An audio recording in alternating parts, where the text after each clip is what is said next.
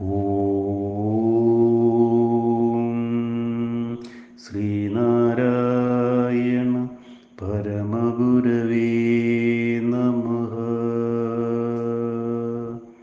ആത്മോപദേശശതകം മന്ത്രം 27. ഇരുളിലിരുന്നറിയുന്നതാകുമാത്മാവ് അറിവതു താനത നാമരൂപമായും കരണമൊടിന്ദ്രിയ കർത്തൃകർമ്മമായും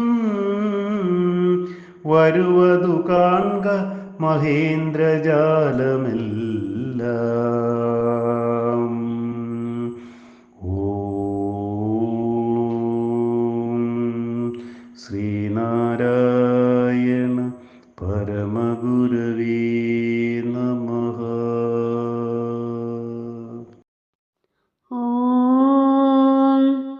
ആത്മോപദേശശതകം മന്ത്രം 27 അർത്ഥം ഇപ്രകാരമാകുന്നു. ഇരുളിൽ ഇരുന്നു കൊണ്ട് അറിയുന്നതേതോ അതാണ് ആത്മാവ്. അത് അറിവു തന്നെയാണ്.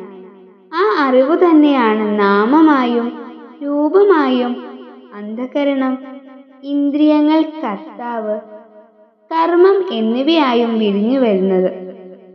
ഇതൊരു മഹേന്ദ്രജാലം പോലെ അത്ഭുതകരമായാണ് സംഭവിക്കുന്നത് എന്നുള്ളത് മനസ്സിലാക്കിക്കൊള്ളുക.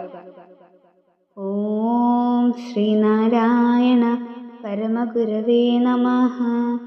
ഓം ശ്രീ ശാരദാംബികായേ നമഃ.